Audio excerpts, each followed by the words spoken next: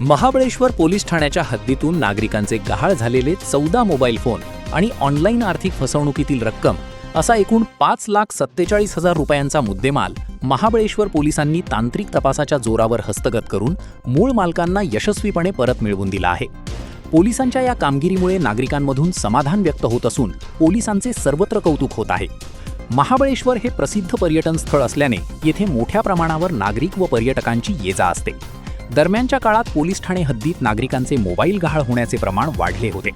यावर तातडीने कारवाई करण्याचे आदेश वरिष्ठ अधिकाऱ्यांनी दिले होते। त्यानुसार गुन्हे प्रकटीकरण शाखेच्या पथकाने CEIR portal, central equipment identity register आणि इतर तांत्रिक माहितीचा अत्यंत कौशल्याने वापर केला।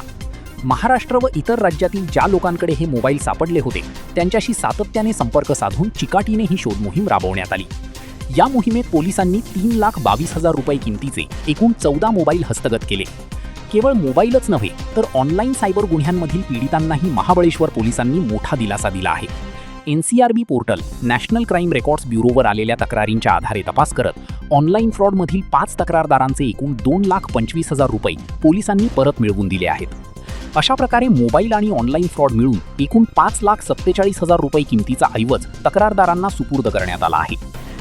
ही धडक मोहीम सातारा जिल्ह्याचे पोलीस अधीक्षक श्री निखिल पिंगळे, अपर पोलीस अधीक्षक श्रीमती वैशाली कडूकर आणि वाई विभागाचे उपविभागीय पोलीस अधिकारी श्री सुनील साळुंखे यांच्या मार्गदर्शनाखाली महाबळेश्वर पोलीस ठाण्याचे पोलीस निरीक्षक श्री हर्षद गालिंदे यांच्या नेतृत्वात राबवण्यात आली।